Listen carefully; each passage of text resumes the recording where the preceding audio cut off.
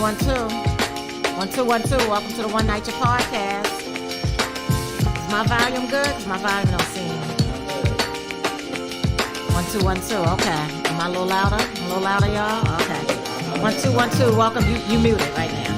1 2 Welcome to the One Night Your Podcast. Okay. Share. Share.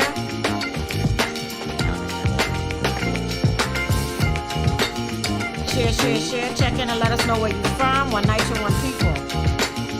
What borough? What development? What state? What country?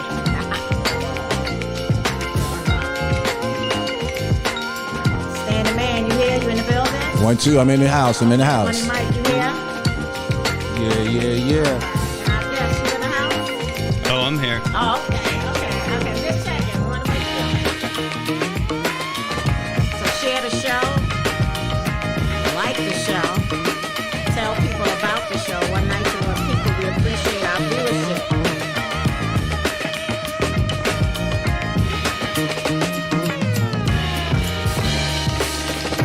Sorry we're a little late today, but you know, the subways. I had to go to the subway and take a cab. Gotta start doing what Stan do. Just take the cab straight in.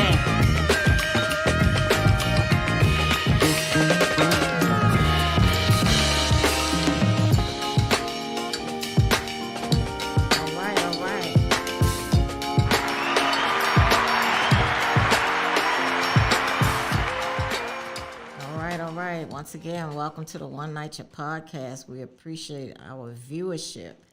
Okay, we're going to go through our normal. We're going to go with the co-hosts. We're going to talk about our week, what we've done, and then we dedicate the rest of the show to our guests. How about that? That's how we do, right? Right, team? Yeah. Okay. So once again, my week was busy and blessed. You know, I'm grateful to just, you know, be a resource to my community and beyond. Assistant residents, seniors, and, you know, people with their issues in public housing and beyond. You know, there's a lot of things going on, and we fed the community on Saturday, the third Saturday of every month, the Home Sizes Coalition. We actually feed the community with a couple of faith-based partners, and it was a lady that came from 80-something Street.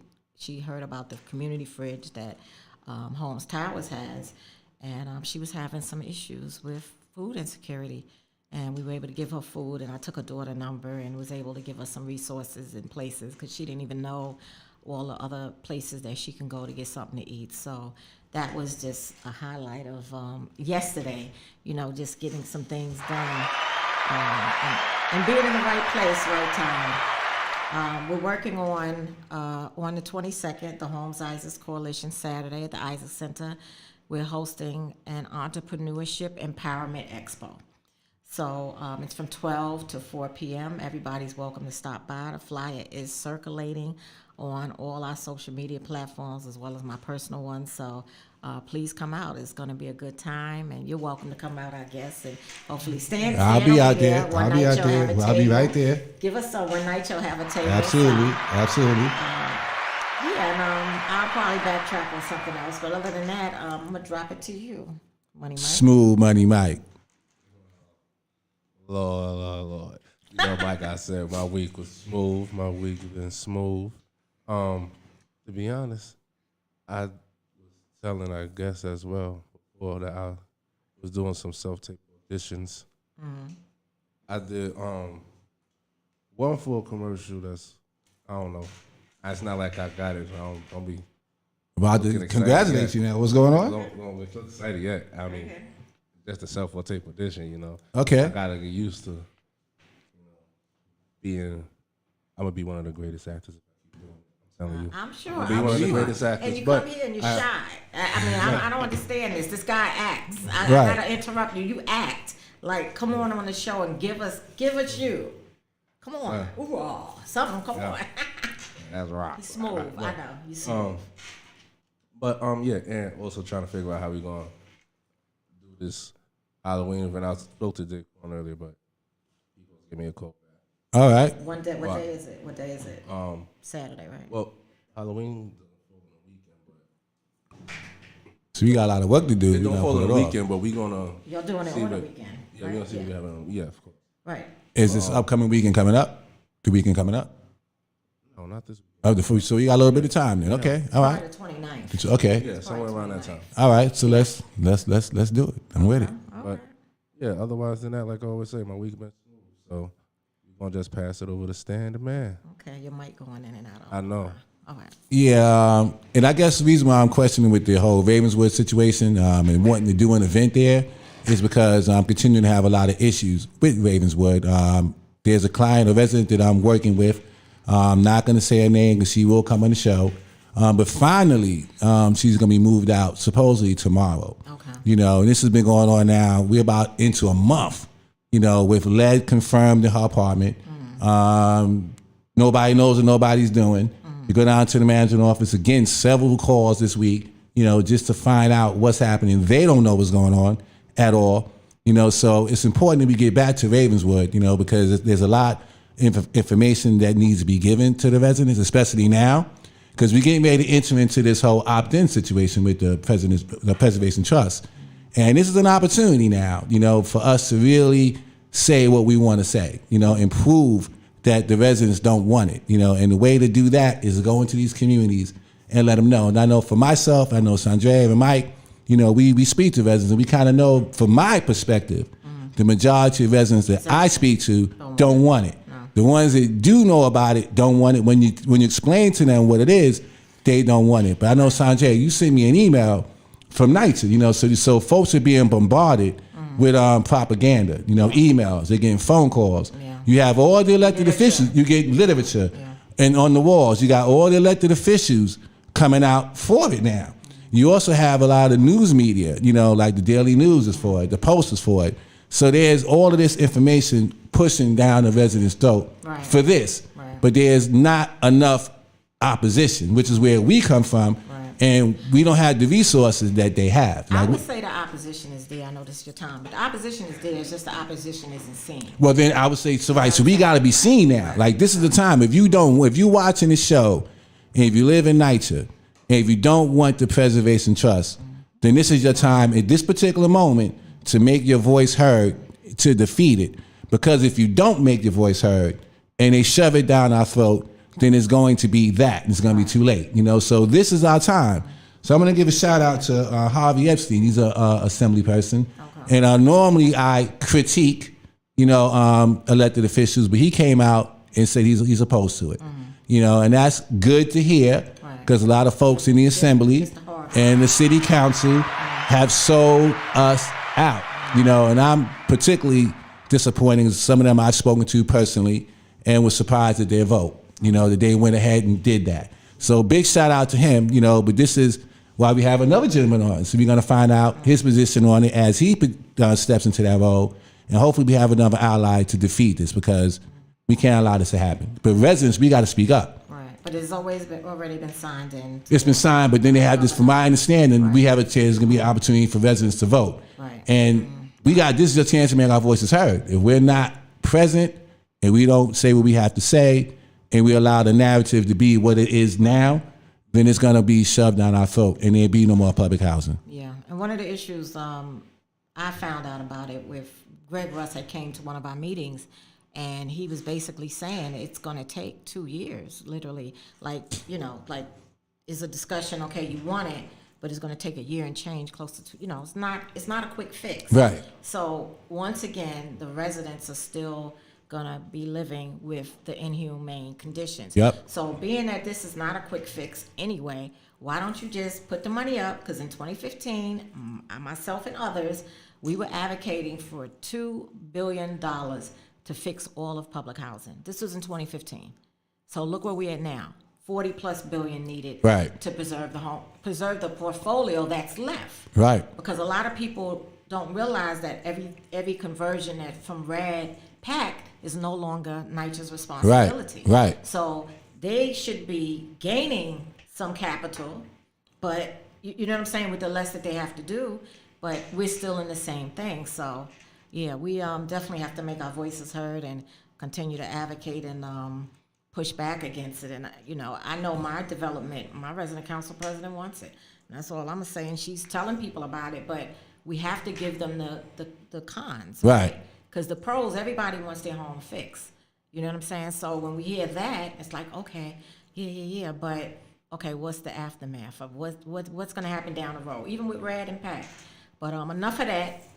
You finished? I do want to say, and it's insidious that they would spend any money advertising at all and doing any of that when they know that there are repairs to be needed. So that shows their poverty. I will push out this propaganda, but I'm not going to spend money on your apartment to fix your apartment. So to me, that's just insidious and it's just unacceptable. Yeah.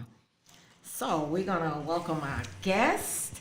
So the rest of this is all you, Mr. Alex Boris.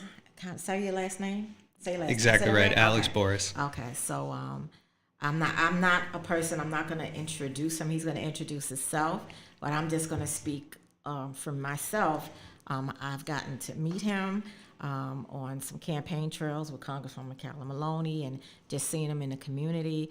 You know, I'm on the same community board 8 with his mother, correct? Okay. And she's phenomenal. So, so if she's phenomenal, I know you're phenomenal.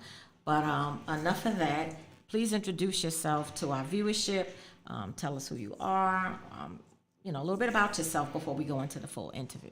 Yeah, I'm Alex Boris. I'm the Democratic nominee for New York State Assembly in the 73rd District. So that's Midtown East and parts of the Upper East Side. And I'm born and raised in that area. I spent my whole life on the east side of Manhattan. I grew up on 82nd and East End and 90th and Lex, and I'm at 76 now, so 6 blocks from where I grew up. I tell people I didn't make it far. I went to all public school in and around the district, PS6, Wagner, and Hunter.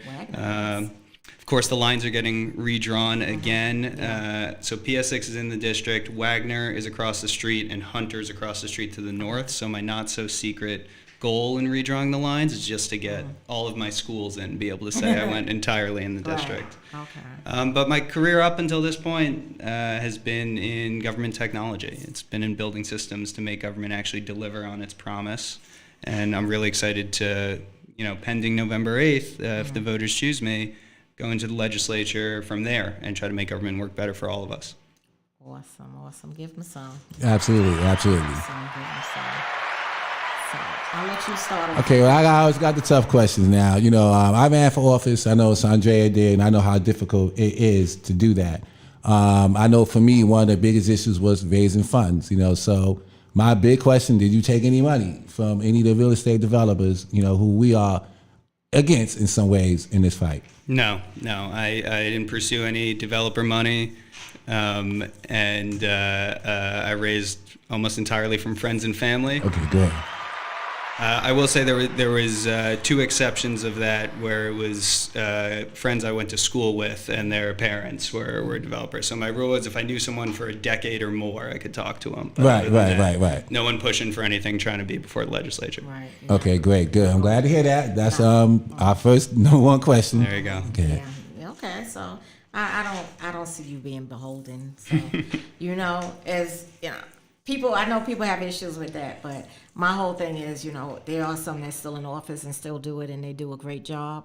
So I'm not, Stan is real strict with it, but doesn't mean, you're a friend to the show. You're on the show now. We're gonna definitely want to, I feel we will have an ally in you. You know what I'm saying, for public housing and beyond. So, and you're welcome once you get elected and do 6 months or a year or something. You're welcome to come back on, or and give us some updates or something like that. We would love that. I would love that. And let me say one other thing on campaign finance. There's a matching fund kicking in at the state level starting next year. So this was the last year with the $4,700 limits. That's coming down to $3,000, I think. Oh, that's great. That's good. And matching, I think it's the first $50 12 to 1, then the next 100 9 to 1, the next 100 8 to 1. So it's going to be a very different landscape running for office in the future, and I think we'll see more people-powered campaigns. So when did that take effect? 'Cause it wasn't like that when I ran. That was just a year or so ago. No, it starts with the next cycle. So it'll start in giving us some 2024. knowledge. Yeah, wow. Well, that's good to know because that was when I ran. I know when Sandrea runs, that's always a question: is are you viable? How much money do you have? Before they even get into your views, they want to know about how much money you got. So you almost eliminated if you don't have the money from the start. So I'm glad to hear that. That's good. Yeah, that's unfortunate. So, but that's why people-powered campaigns are, powerful, and even small donations help. Right. Because if you get a multitude of it, if you think about it, NYCHA can elect every Absolutely. city-wide position. Absolutely. Literally, NYCHA residents. We're a city within a city. I've been saying that for Absolutely. a long time. And we're totally neglected. And I'm going to speak about something probably on another show because I'm looking at my old neighborhood and how it's just not being taken care of. I've been over there, so we're going to have to go over there to McKinley houses. And I'm not going to call out any elected officials up there yet in the Bronx. But no, I'm coming for you because when I go over there and I see the conditions, it's just horrible. So correct me if I'm wrong. You won't have any NYCHA in your Correct. With the district. current lines in the 73rd, it's one of, I don't want to say the only, there might be others, but it's the only one I know of that has Right. no NYCHA in the district at all. Okay. But, just to the north is the 68th, which I think is the highest concentration of NYCHA. Right. So it's just the way the map was drawn, this particular district happens to be, more well off and has no NYCHA anywhere in it. Right. Okay. Yeah. I'm not sure if Assemblywoman Rebecca Seawright has any. I think she 'cause has it's one. I that think one Robbins. development- yes, Yeah, which yeah. is part of us, but there where it said so she does have that one. Okay.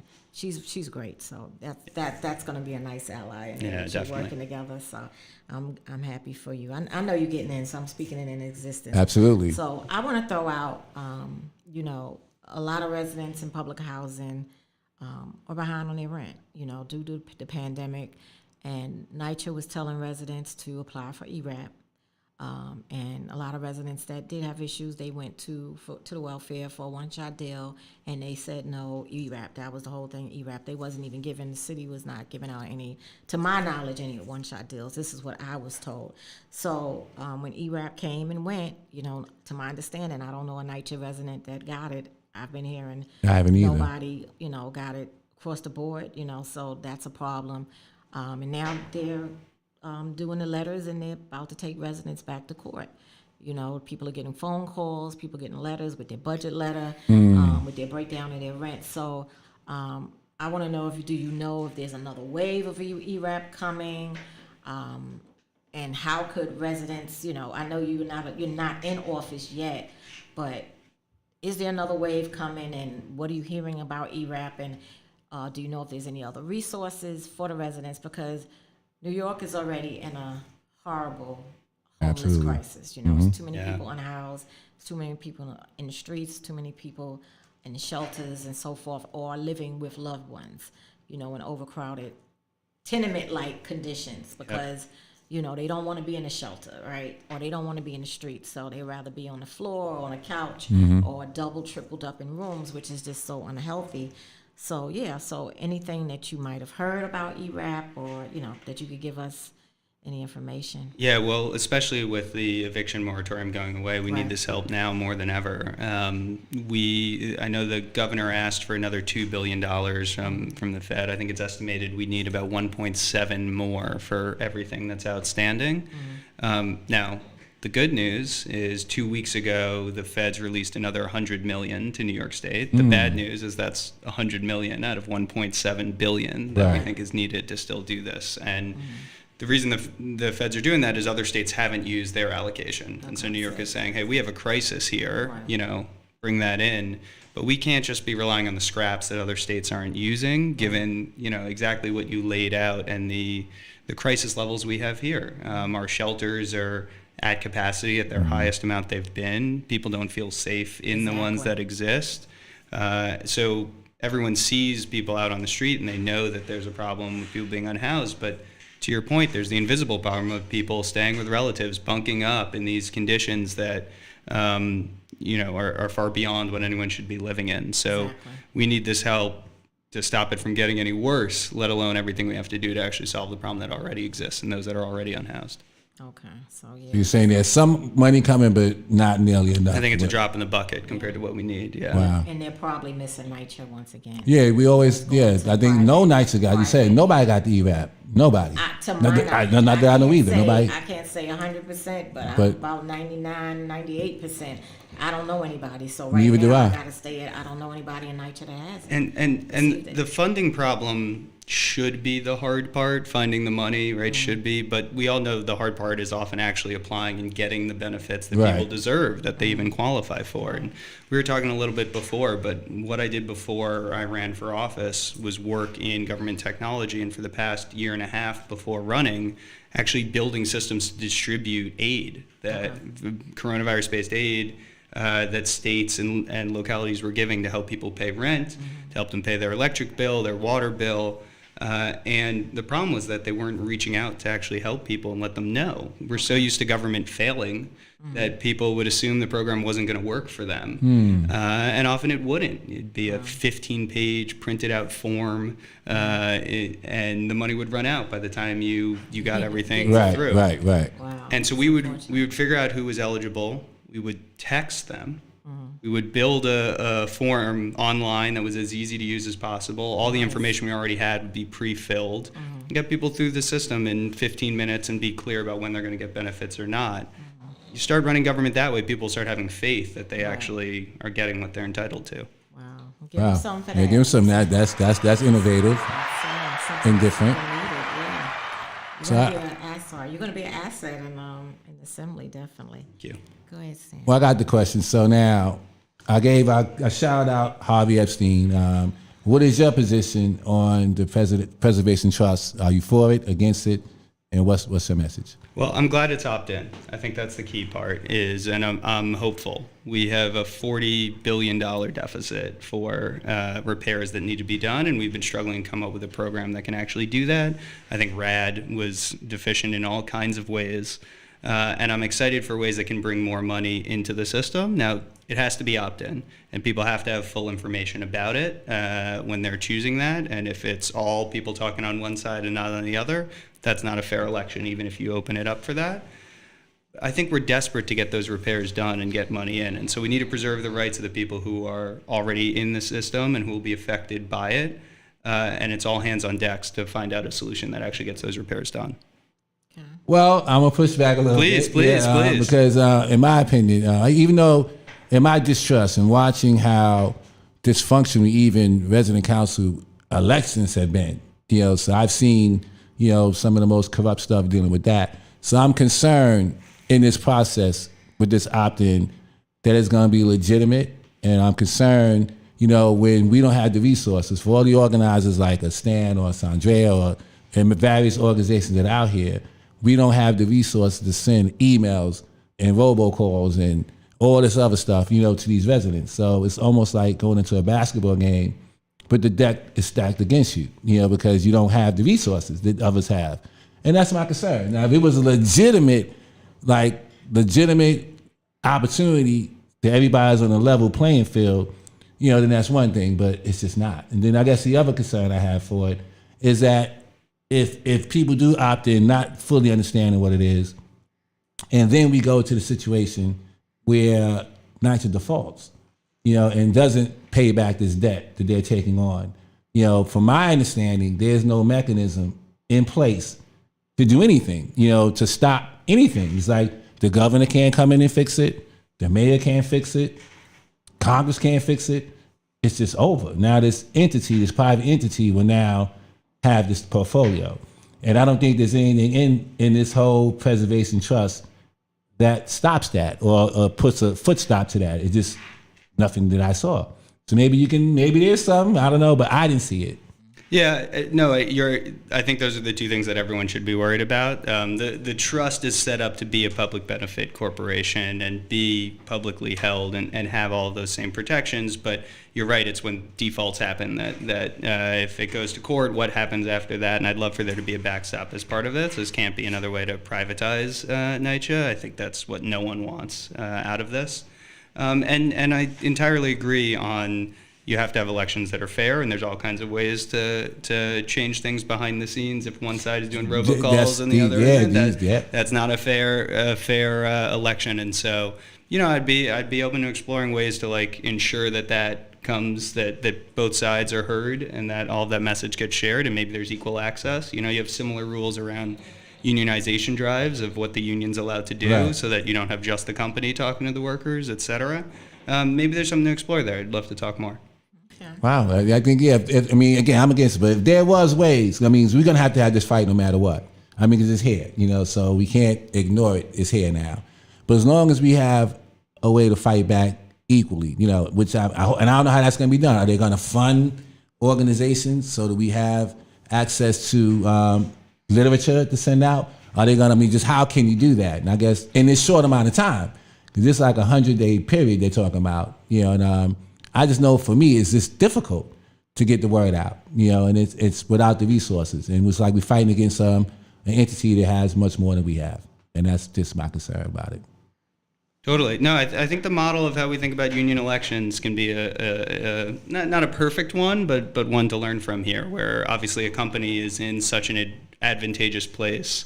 And so we limit kind of what a company can do with required mandatory meetings and what can be done there. And we give access to unions to make certain calls. Now, in my opinion, not enough. I don't think we've shifted it in quite an equal way. And certainly we haven't on this issue in particular. But ultimately, giving people a choice and making sure that's a fair choice, I think, is something that everyone should get behind.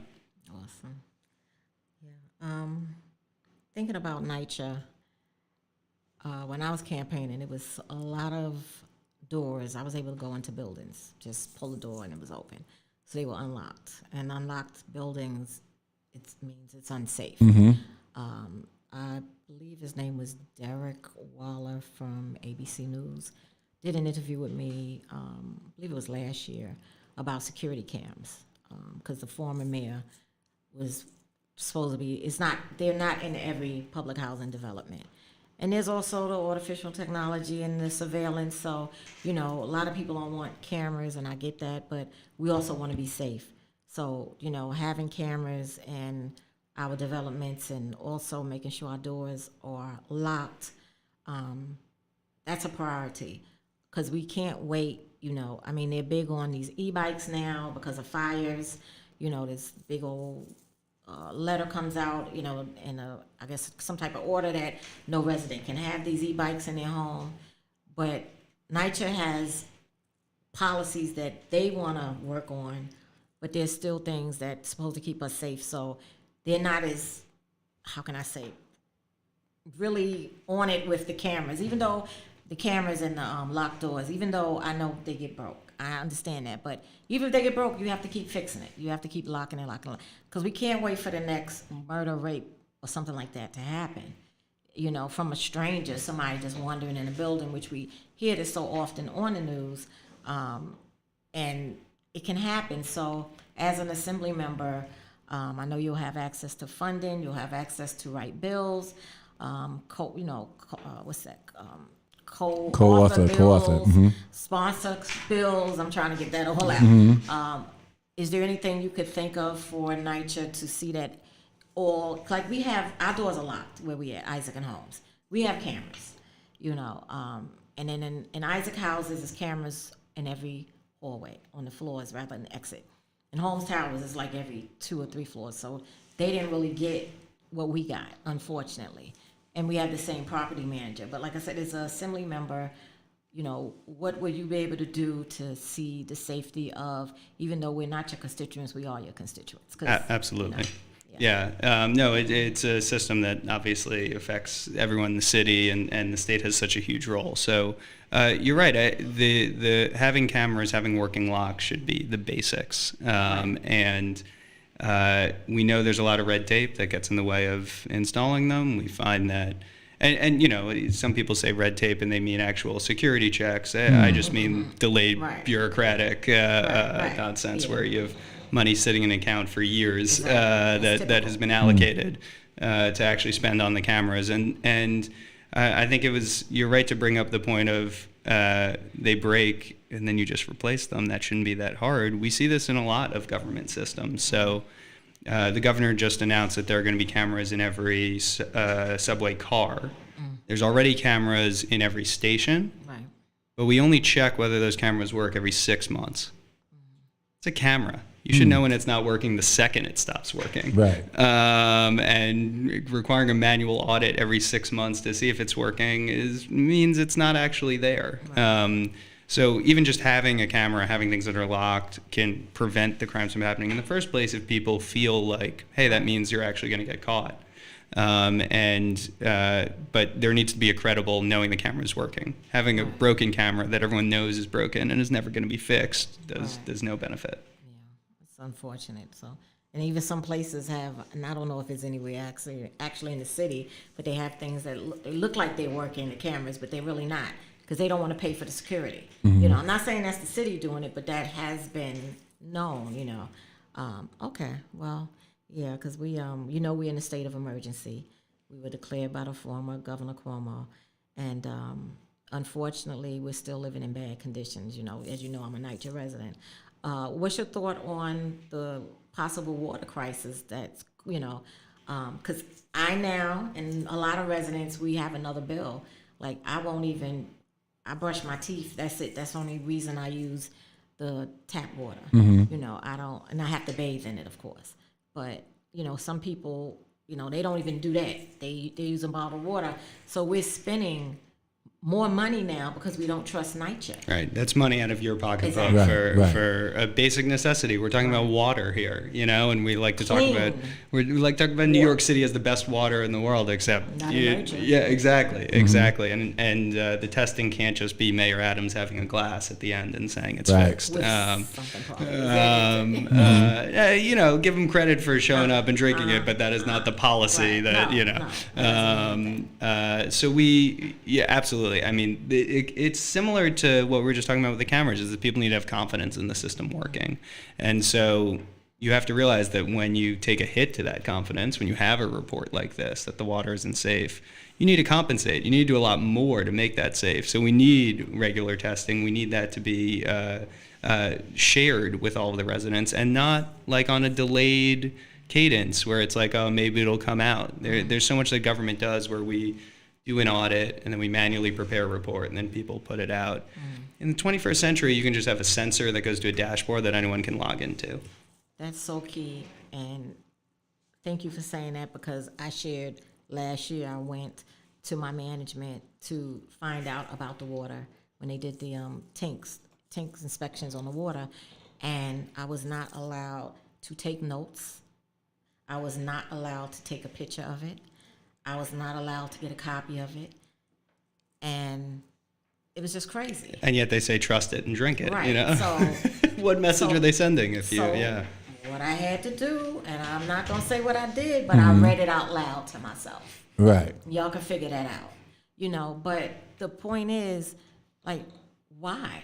And like you said, it should be dashboard. We should know what we're drinking has been tested, because anything that's tested is only good from the date it was tested. Let's be clear. You know, from HIV to whatever. People go, oh, you know, yeah, okay, but what did you do right after that, right? Right. So, but at least that gives us some kind of, you know, assurance that, you know, they care and they're doing what's right.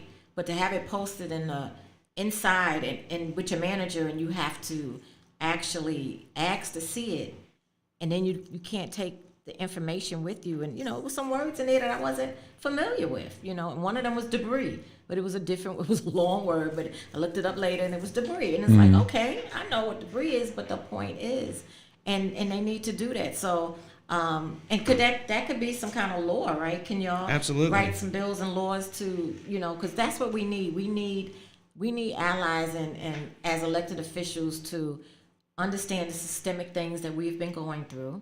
And I'm going to be leaning on you, and definitely, you know, Rebecca Seawright, and I love her, and you know, I know Eddie Gibbs, and I'm going to lean on y'all to like try to get some things done, because it's really hard living in public housing. You know, the way they speak to us, the way they treat us. You know, my bathroom conditions is the same for 2 years. You know, and I don't know what's going on. And yes, I advocate for a whole lot of people, and I do advocate for myself, but my whole thing is, I know it's documented, because I was on the worst landlord list with the Jamani Williams, public advocate, 2 years in a row. So it went from whatever it was to even worse. But they broke my wall before. So who wants to go through all of that again to wait another year or two to have the same issue. But yeah, okay, so definitely we're gonna have an ally in you. Yeah, and we, imagine when you think about sensors and reporting out, like imagine if we treated weather this way, right? Like we scan the temperature, and then 4 days later they say, it was 68 degrees 4 days ago, and you're trying to plan your day and what to wear, right? No, you just have a thermometer, at that minute what it is, right? Yeah. And that's all of these things. It's not difficult technology. It's either fear of transparency, or it's just how it's always been done. And you mentioned legislation. There's absolutely legislative ways to go about this. I'm also really excited about ways that we can pilot things. I think too often government thinks about, hey, we have to pass the whole program, and that's going to be, $80 billion, and we don't know if it's going to work. And the solution is start with $1 million, Right. Or start with 5,000. I've worked on so many government projects where I get paid literally $3,000 to test it out. And the system eventually, if it worked, might be worth 10 million, 12 million, et cetera. But the point is people deserve to see it in action and see it small scale, and we'll learn what works and what doesn't from that. And that there's more ability for individual legislators here and there to pilot things. I'm excited about being able to do that. Okay, now. Well, I know we're getting ready to go into the coasting. I guess it's a add on to what you're saying. I know, unfortunately, there's going to be a lot of phone calls with people that have no heat. There's going to be a lot of phone calls when the gas is cut off. And people have spent a tremendous amount of money just to survive these scenarios that sometimes go on for months. So I know Mike Gennaro put a bill out there that was supposed to get some of the money back to residents. I don't know what happened to the bill. I think it may have died somewhere in committee or something. But is that something that you're going to bring back to the table? Because we know the problem's going to happen. Because it happens every year. And I'm sure it's going to happen again. Yeah, absolutely. I don't know the result of Senator Jane Norris's bill. I'll double check on that one. But if you're not getting the services that you're promised, absolutely you should be getting that money back. And this goes to the trust in government. How can we have people saying, we know this is going to be broken? And you're right. You know it's going to be broken. Right. But that can't be the way that we run the city or any part of it. People need to say, I expect it to work, and I'm surprised when it's broken. Right. Yeah. Well, unfortunately, I know I hate this time of year because we know it's going to come. And we've had scenarios where people can't cook for Thanksgiving. The stories are heartbreaking as the holidays come around, because that's when the conditions really get to you, when you're trying to have family come over, you're trying to have, enjoy your holidays. And you having stuff like this, and you're cold and your gas don't work. So hopefully something could be done. And why aren't we doing the maintenance and the testing, over the summer when people don't need Right. it, Right. and when it's cheaper, right? Yeah. That's the time to be looking at it, not when you're putting the stress on the system and it's a week before Thanksgiving. We need you to write a bill on that. Let's do it. Let's do it. Right. We need that. So this question is more for public and private housing, because we don't always just rest on, public housing. You have, how can I say it? So you pay your rent, but you don't get repairs, okay? I've said that in a press conference before too. You pay your rent and you don't get repairs. So that's in public and private housing. Rent abatements. Is there some type of, maybe, I'm putting it out there, can you maybe craft a law, because people do not have gas, do not have heat, inoperable elevators, and for NYCHA and some places it's hard to get a rent abatement, but they're paying their full rent and they're not getting the services. Absolutely. So can there be some kind of, because I believe a law, some type of bill law put together on that would put their feet to the fire. You know what I'm saying? And make them more accountable. Right. Because then they'll know if they don't do it, then this can happen. Yeah. So is there something? If there's a requirement without enforcement, it's not really a requirement. Right. And so we have required heat, we have required repairs, we have required accessibility, but if it's not enforced, then what does that mean? I'd love to talk more about ways to do that. People need to know that they have to take care of their residents, and that the laws actually mean something. Maybe we could work on it. It'll be your bill. I'd love to. I'll be behind it, because it's people that could, it's we the people can help stir it. So we'll talk definitely when you get in office about something like that, because that would help a lot of people, whatever it is, that rent abatement, because that's so hard to get for. Look at this housing calling. Why is housing calling me? Wow. Something's See, off. but see, this is the propaganda. They heard you were thinking They about literally it. calling you on your phone. Well, it's the bill also, because the elevator. I reported the elevator Okay. was out, but Okay. still, it's like these robocalls. Because this is what it is. I should put it on the line, but no, it's a robocall. But they call them from the call center. But yeah, that'll be good to work on something like that, because we need relief. People need relief. Several of us sued NYCHA on December 13th of 2019 out of Isaac and Holmes Towers, and the case just went, and they never held NYCHA in contempt. There was, I can't tell you how many inspections on the elevator, how many inspections on the ground. HUD was there, HPD was there, and stuff was coming to my home, because I was one of the outreach people, so that the finders were coming to me as well as our attorneys. For Isaacs, I was one of the, because when they called the case, it was Coleman versus, I love that though, Coleman versus, NYCHA. But with that said, what can we do? What can we get done? Well, I think some laws should be passed, and you're in the position to do that. And also, on that note, even in terms of when you go down to the management office, I mean, this is pure frustration and pure lack of professionalism. So I want to ask you a question, because I know a manager in the office told me that they can't speak to me as an advocate. Now, I could be an advocate, I could be a lawyer, I could be a friend of the NYCHA resident, I could be whoever, family. So is that appropriate that a government, because they work for the government, right? They're employees of the city, to tell a resident something like that, and then usher them into a side room, so to speak, so nobody can hear the conversation, which is a way to not be held accountable, because all the resident wanted was somebody else to hear what's being promised, so we could follow up and see if it's going to be done. So is that legal for a management office to tell somebody, no, you can't be in this conversation? I'm not a lawyer, and I am not familiar if that is, but that sounds highly unusual to me. I haven't heard of something like that. I mean, there's privacy laws, but that's to protect the person if they want privacy, right? So that sounds very weird to me. And what can be done on a state level? Because I know what's happening in Ravenswood. I know it's happening all over in various developments across the city. And I'm thinking from a legislative standpoint, this is one way we could hold NYCHA accountable. To say you can't treat residents in this disrespectful manner. That should be against the law itself to be treated this way. I heard one resident tell the lady, lead is not an emergency. That's what when they pulled her to the side, that's what I overheard. And you told her somebody that has lead in her apartment, that lead's not, and she got a baby. How's that possible? I think you used the perfect word. I think disrespectful is the only word that comes to mind. I mean, lead is an emergency, no matter what, especially when you have a young child. That's exactly when it's the biggest emergency. That's awful to hear. Right. Yeah. It's unfortunate with lead poisoning. We always focus on the kids, but right. There's also issues with adults from headaches. If you look it up, because I got a little medical background. Right. If you look it up and really research it, some people are going through some issues because they, as adults, like their kid might be inflicted, but they're inflicted as well, and they don't even know it. So I always tell people if your kid has it, you need to get yourself tested because there's something, and then NYCHA or either NYCHA or that private.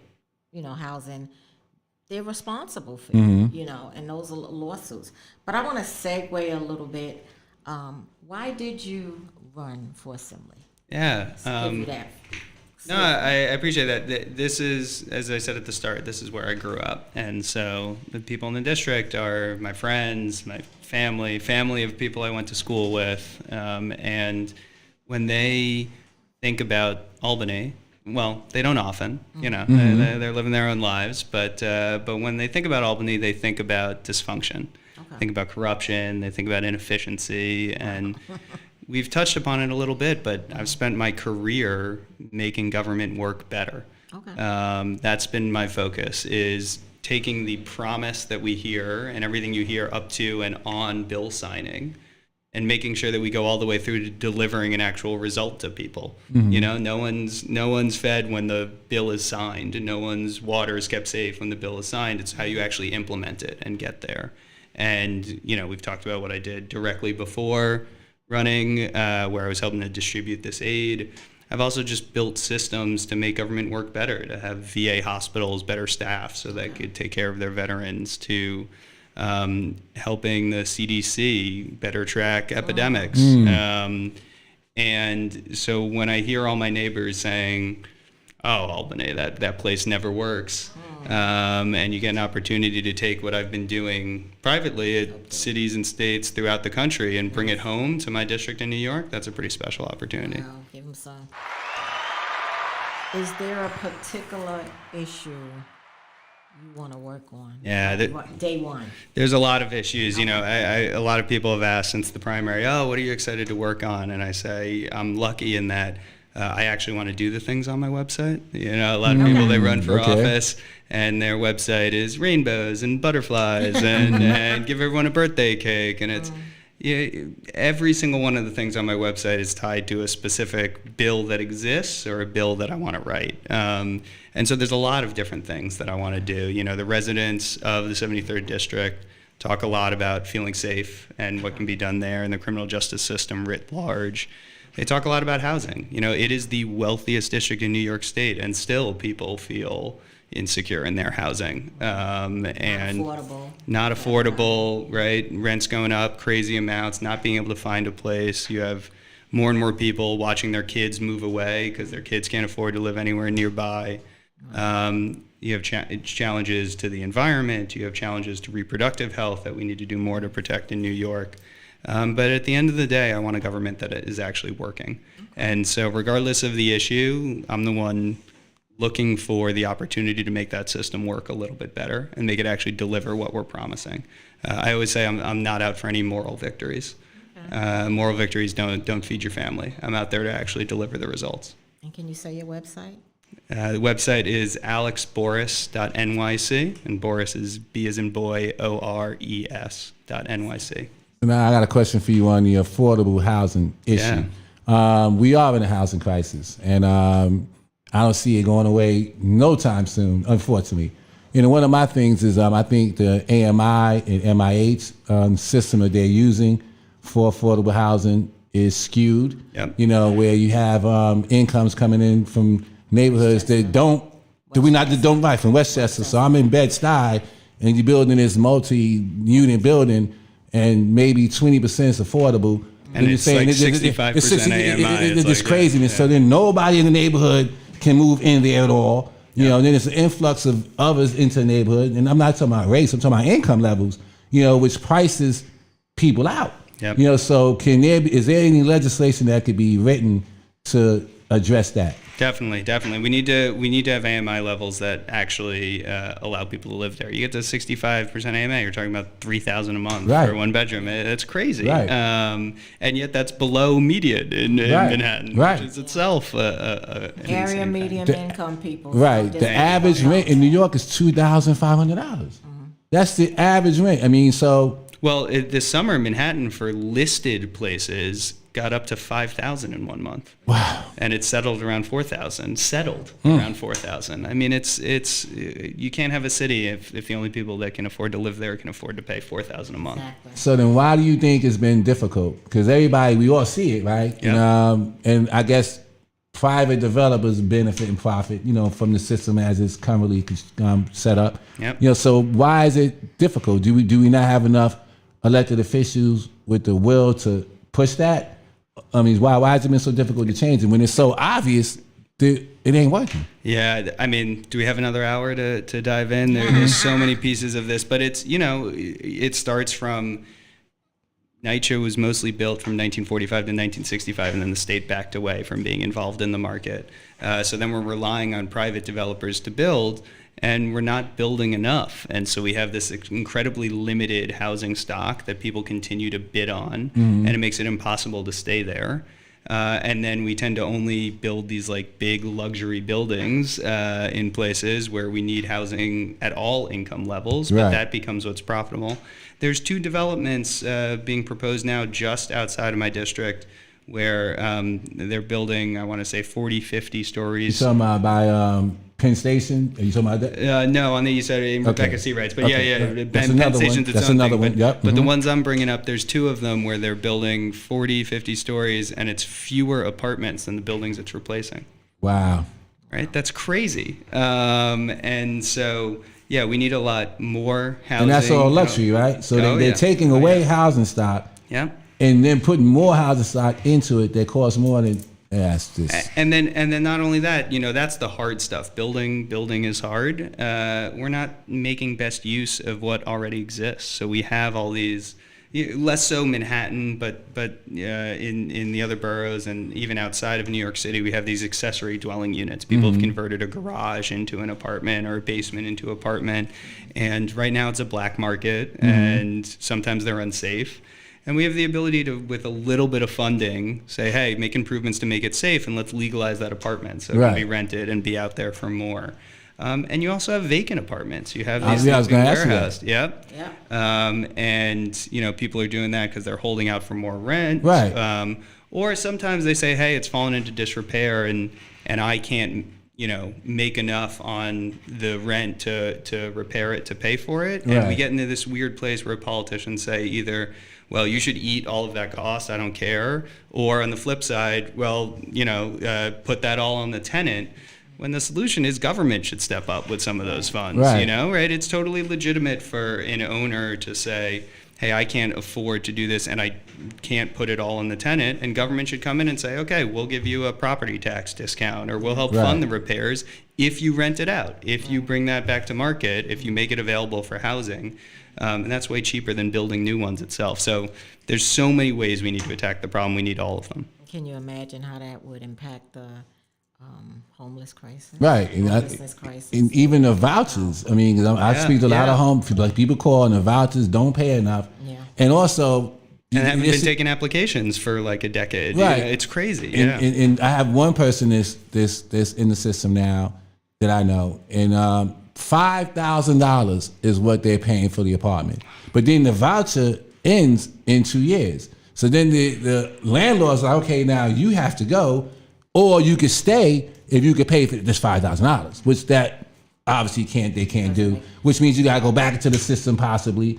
And so is there anything on the legislative level that could be done about that to raise the voucher levels? Yep. And to stop landlords from doing that? Yeah, well, both are on my platform of we need to increase the funding for the vouchers. We need to be increasing that's there. But also, people aren't supposed to decline you because of your source of income. Right. You're not supposed to be declined because of the voucher. And, in different programs, there's supposed to be limits of they can only turn down like 2 people in a row. You can't turn down 3. You have to take 1 out of 3 didn't people know that that. come in. But we don't track it. That's where you Because that's how people are stuck. Right. And so unless you have 3 people that applied that line up and say, hey, all 3 of us were denied, there's no enforcement of it. And it goes back to your point of how you can have a requirement without enforcement. Right. You need to have a little bit of if we wrote the law, if we're saying it needs to operate this way, we need to put a little into making sure that that's actually followed. So then that means the landlord denies this problem. I was homeless. I'm not afraid to say that. And I know it was difficult to get out of the system because A, the vouchers didn't pay enough, and B, when you're homeless, there's a stigma. The landlord don't want you. You don't come and tear my apartment up and all the rest of that. So they do deny, and it's pervasive.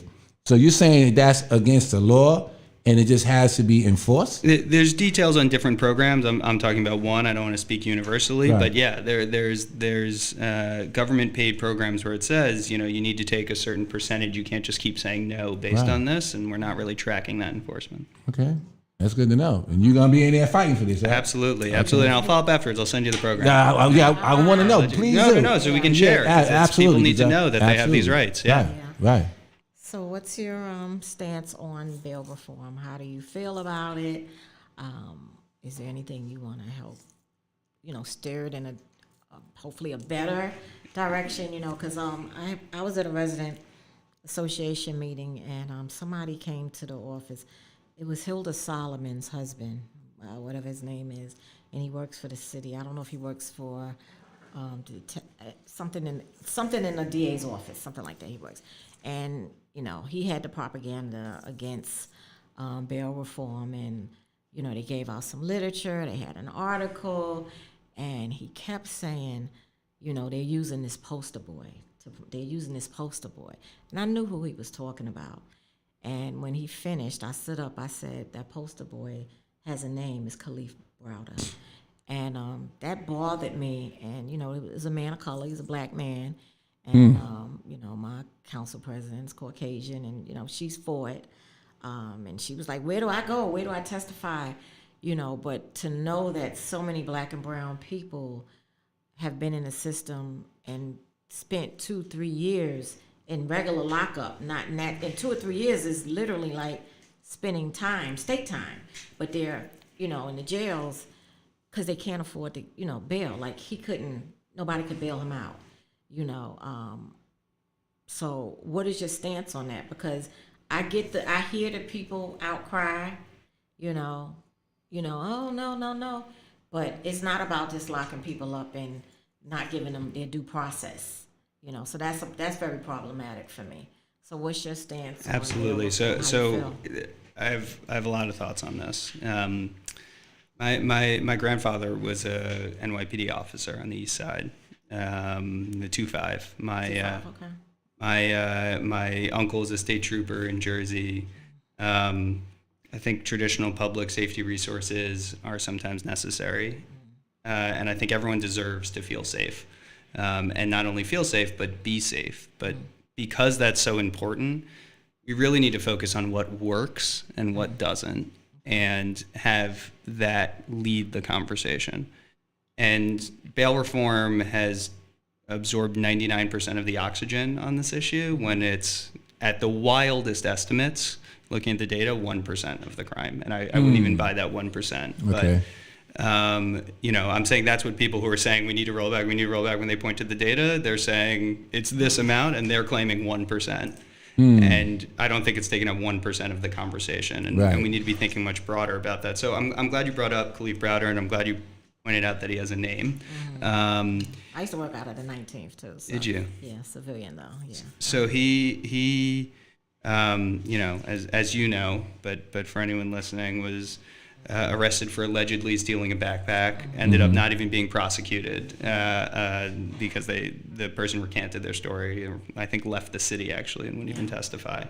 But even if you assume that he had stolen the backpack, by statute, he should not have been held pre-trial more than 6 months. But he was in jail for 3 years, 17 months of which were in solitary. Yeah. Insane. And the reason is because we only count time against that 6-month clock that the prosecutor specifically asks for. So if you come to court and the prosecutor says, Judge, I need a week, and the judge says, well, the next court date is 2 months away, we only count a week against that 6-month clock, and the defendant stays in jail for 2 months. I did not know that. That's crazy. And so, when I talk to people about public safety, and I try to talk broadly about the problems, and I talk about the risk coming in from guns, and I talk about the risk of not having working subway cameras, and I talk about all these other impacts. But I also say the bottleneck in public safety and criminal justice is the court system. It's these excessively long trials where we're not guaranteeing people their right to the speedy trial. And the way to do that is actually to expand the number of judges. And that is something that's set by New York State. So I talk to people and say, you have people that are, regardless of what you roll back bail, et cetera, you're going to have some people that are remanded before a trial. You're going to have some people that are staying in Rikers. They shouldn't be staying any more than is necessary if people are there before a trial, right? So if you're coming at this from a place of, I want criminal justice reform, I want people not locked up, you should want quicker trials.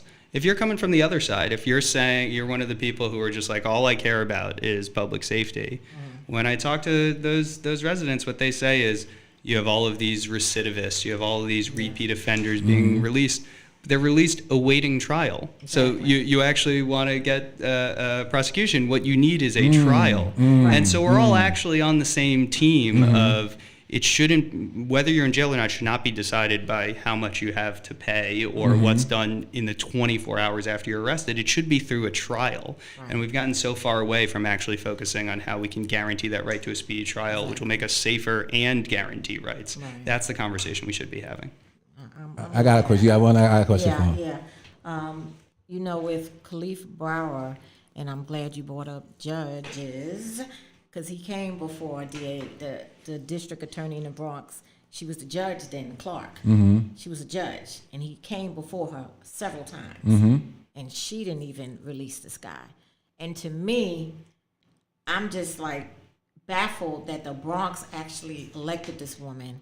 You know, and I know it was something with the former one, and you know, there was little kooks going on, but the whole thing is like, what were people thinking?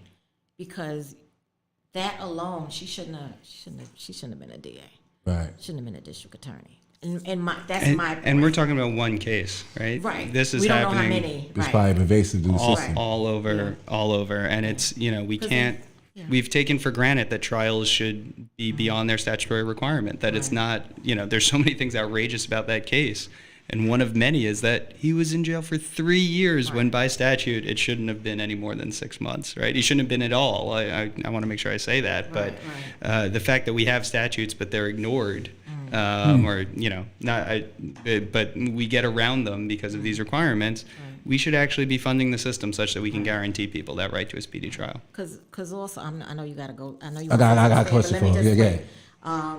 Because when we think about him committing suicide, and I don't know his background, but being in the box, solitary confinement, for so long, months and years, and I know people that have said that they've been in there for close to a year. These people from back in the days, like, just what it does to a person's mental health. Yeah. You know what I'm saying? So it's like, and I know corrections has the policy, CCC, custody care control. There are 3 C's they go by. You're not putting somebody in a box for that long, you know. So it's bigger than, it has something to do with Clark and every judge he went before, you know, his attorney, you know, and then just being housed and how he was treated, you know, with the correction officers and stuff like that. Like, there has to be some protections. You know, I know the Bureau of Prisons, they do and they know about things, but that's more of the upstate. You know, when you're doing state time, they're really on top of stuff, to my knowledge, because I've spoken to people. But, you know, who's helping the people that's in regular lockup? You know, like, who's advocating for them besides their family? Because if you don't hear from your loved one, you know, and they're in a box, and maybe they might bring them out for a call, or I don't know how that works. Right. Who's monitoring this And stuff? here's someone who, you know, all evidence points to being innocent. Right, exactly. Right, and this is when people, you talk about Rikers, everyone there is a human being, but in particular, it's people awaiting trial, which means some decent percentage of those are innocent. And so we as a society need to have Rikers be a place, or wherever people are housed, be a place that we're comfortable with innocent people being. And that sometimes shifts mentality. It shouldn't, you know, everyone's a human being, but I try to get people to see, you know, themselves in who's held there. I'm glad you knew about him, though. Thank you for that. At least you're up on it. You're good. Now, I got a question now. So, what can be done on a legislative level? Because I know a lot of NYCHA residents have appeal issues, and then there's HPD. So, HPD, if you're a private individual, will go in and fine you and do liens and do all the rest of that. But when it's public housing, they don't do that. And so, what can be done? Because in all reality, yes, we need funding for NYCHA. We want that. But if HPD did its job, you know, which is to protect residents of the city of New York, which in my mind should be if you live in public housing or not, what can be done to make them do their job? Because there's this covenant between HPD and NYCHA that I think is illegal. It shouldn't exist. I would love to talk more about it. I tend to not want to speak out of turn and to focus on the things that I really know and can change. I like to be data driven on this. So I would love to talk more about. I'm gonna send you some stuff. Please, this is good. This is the start of a conversation. Yeah, So I'd love to learn more. Absolutely. Awesome. Yeah. So we didn't hit our hour mark, a little over, but that's okay. Is there anything you want to share with us before we wind down?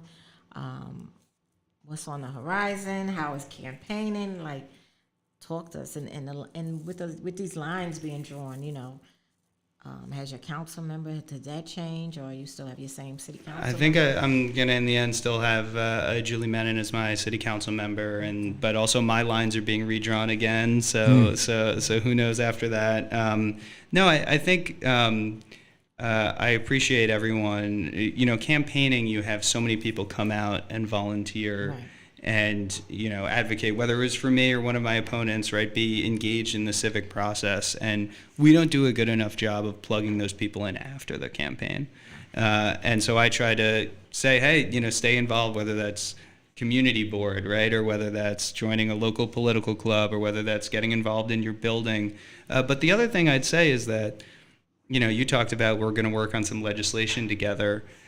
Legislators want those ideas, the big issues we're asked about all of the time, but sometimes it's a small, not in the number of people it affects, but small in that it's like a minor change, but could impact millions of people, or that just doesn't rise up to what's reading in the news. Like, individual citizens coming together with those ideas is so powerful. So, I'll give an example, and this is not a big bill. This is the opposite. This is the spectrum that's incredibly small, but probably one of the first I'm going to introduce is if you are a optometry student and you study outside of New York State, doctor of optometry, you're not allowed to apprentice in New York State. Say that again? So you're an optometry student of any school that's not in New York State. You can't come apprentice in New York State, which means you can't then start your career in New York State, which means you probably settle outside of it. Right. And so we have New Yorkers that we basically don't allow back, or others that want to come serve in New York. That's silly. That's the law that's on the books now? Yes. Wow. Yes. And it's protectionism for New York schools, but even the optometry schools have come forward and been like, hey, we need to overturn this. This is silly. Yeah. Right? And so I love finding small things like that aren't going to have a lot of opposition, but it's just something that isn't working right in government that can be improved. It doesn't need to be just the big issues, right? Let's work on those, and sadly those can take years, but let's keep fighting. We need to, right? Talking about expanding number of judges is something that'll take 3-4 years minimum. But if there's a small fix, whether it's what HPD is overseeing, whether it's something else that you're noticing in your day-to-day life, and you're like, government could be better, or the things that normally make you say, oh, government never works, here's Exhibit A. Send us Exhibit A. We want to fix that. So website's alexboris.nyc. If you email info@alexboris.nyc, that goes directly to me and my campaign manager. Send us those ideas. We would love to just make it a little bit better every day. Awesome. Give me some. Stay on, man. All right, well, it's been a good conversation. I definitely would say we are in this preservation trust issue, so we can't do anything about it, but hopefully we can make this a level playing field so the NYCHA residents can be informed before they make this vote that's going to impact public housing in New York indefinitely. So that would be great. Secondly, I definitely want to follow up on this whole HPD thing. I think if they stepped in and did their job, then there'd be some relief that NYCHA residents can get now. Third, I guess the oversight of RAD has been terrible. So I guess if you get in there, we can do something better to keep an eye on what's happening now. So I know there's buildings that have been converted, and it's like they're in the dark, in terms of what's really going on. And we get the calls from those residents, and they're still not getting repairs done. And NYCHA is saying, well, it's these guys now. And they're saying, no, it's NYCHA. It's just this back and forth nonsense. But end of the day, that resident doesn't get the work done. So hopefully we can work on those things and be proactive and be a bonus to our community. All right. Money.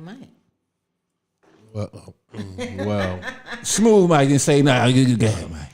He's not here today. Can I say one more thing? Sure. yes, you can. Remember to vote on November 8th. Right. Please do. Yes. We all assume Democrats are safe, Yeah. but this year in Right. particular, statewide, you don't know. And turnout was so low over the summer because we had those 2 primaries. Please, early voting starts the weekend before. Right. So you can vote the end of October, and Election Day is on November 8th. So please show up. Right. Your voice is heard at the ballot box. Money, Mike. All right. Anything? For me? Well, like I say every time, make sure you please like and subscribe to our page, One NYCHA TV on YouTube, please. And if you want to email, you can email us at onenightyourtv@gmail.com. And please don't hesitate. If you got repair issues, email us too. We'll help you with those repairs. Yeah, yeah. And if you're interested in coming on the show, reach out to us. We'll see what's what and if we can bring you on. We still have to, we have to vet who we bringing on, so we can't bring on anybody on the show. So gotta be careful. Thank you, Emily Johnson. She's been in the chat quite a bit. Made a few comments, so thank you for participating. Sorry we didn't shout you out, and thank you for all the viewers that are watching that are silent. So thank you for coming on. Thank you for having me. Look forward to continuing working. Don't be a stranger, and I won't be a stranger, and you don't be a stranger. But yeah, we look forward to working with you, and consider yourself a friend to the show, and hopefully a ally. Someone that can be there for NYCHA residents, and just social justice. Period. So much environmental justice, everything falls under social justice, from criminal to, just everything, social justice is the umbrella, everything's under there, and, I know you're going to help create change, and, like he said, Alex said, get out and vote, right? Don't take nothing for granted, because we can somebody can squeak in, vote, get registered to vote. If you're not registered to vote, it's still time, right? Is it still time for? I think the registration deadline was 2 days ago. 2 days but ago. but Okay, but if you're still. changing address, others that Do you those have time to things. do that. Okay. But yeah, still, if you ain't registered, get registered. registered anyhow, now right? for the next one. Yeah, don't wait. Yeah. Because elections are every year, so people. And I do got a ignore question some of on that. Just how many people do vote, so people can know how important it is? How many people voted? In my district, we had 23% of eligible people turn out, which was high. Citywide, it was 13%. And so here's the craziness, and it's a thing that keeps me humble too. I got elected to represent 140,000 people. 3,000 voted for me. Wow. So you have a huge impact. Turnout, vote. Wow. It is so few people that are coming out there. It also shows that in that process right there, it was up for anybody. Anybody Yeah. could have got it. Yeah. That's wow. Wow, Yeah. that's yeah. Yeah. Yeah. Okay. All right. All right. Y'all heard it. We learned. All right. One night, one people. We One about to night, lift one off. people. One night, One night, one people.